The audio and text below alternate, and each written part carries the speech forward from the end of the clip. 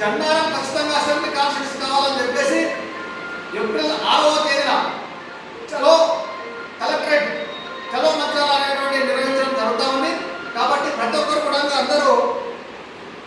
అందరూ ఖచ్చితంగా ఇక్కడ ఉన్నటువంటి జన్నారం ప్రాంతంలో ఉన్నటువంటి వ్యాపారస్తులు, విద్యావేత్తలు, రాజకీయ నాయకులు, ప్రజాప్రతినిధులు, అదేవిధంగా మేధావులు, రిటైర్డ్ ఉద్యోగులు, వారి చాలా అనుభవం ఉన్నటువంటి పెద్దవాళ్ళు ఉన్నారు. వాళ్ళ అనుభవంతో కూడా అందరినీ సమాధానం చేసి అందరినీ కలుపుకొని పోయే విధంగా ప్రతి ఒక్కరు కూడా ముందుని నడిపిస్తే ఖచ్చితంగా మరి మనం జనాభా ప్రకారం చూసినా ఏ రకంగా చూసినా మరి జనాభా అన్ని రకాల అనుకూలంగా ఉంటుంది. కాబట్టి ఖచ్చితంగా అసెంబ్లీ కాన్స్టిట్యూన్సీ అవడానికి అవకాశాలు ఉన్నాయి.